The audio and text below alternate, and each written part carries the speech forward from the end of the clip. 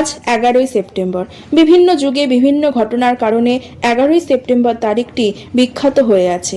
তা কি, আসুন এক ঝলকে জেনে নিই। তার আগে আমার চ্যানেলটিকে প্লিজ সাবস্ক্রাইব ও লাইক করে দেবেন।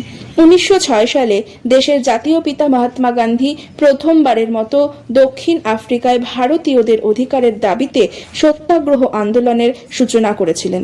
1965 সালে ভারত পাকিস্তান যুদ্ধের সময় ভারতীয় সেনাবাহিনী দক্ষিণ পূর্ব লাহোরের কাছে বুরকি শহরটি দখল করেন।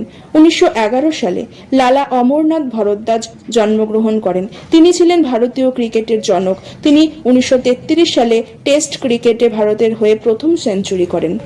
1976 সালে মুরলী কার্তিক জন্মগ্রহণ করেন। তিনি একজন ভারতীয় ক্রিকেটের ধারাভাষ্যকার। তিনি 2000 সাল থেকে 2007 সাল পর্যন্ত ভারতীয় দলের প্রতিনিধিত্ব করেছেন। এই রকম রোজকার আপডেট পেতে আমার চ্যানেলে